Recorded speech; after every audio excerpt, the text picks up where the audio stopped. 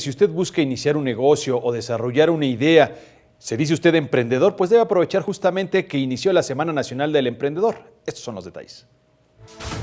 Cerca de 500,000 negocios mexicanos se han financiado a través del Instituto Nacional del Emprendedor, lo que equivale a más de 641,000 millones de pesos, convirtiéndose en un récord histórico. Así lo indicó Alejandro Delgado Anaya, presidente del Instituto Nacional del Emprendedor.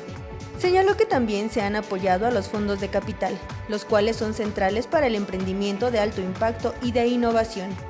Con eso, de base cero, creamos 42 fondos de capital, señor presidente, con más de 5,000 millones de pesos de oferta de capital para los emprendedores. Esto es, sin lugar a dudas, y según dicho por la Organización de la Cooperación y Desarrollo Económicos, un éxito sin precedentes. Asimismo, resaltó que en términos de proyectos productivos se han apoyado a más de 100,000. Con esto, hemos apoyado a cerca de 1 millón de pymes y emprendedores que hacen con el día a día la realidad de México, señor presidente.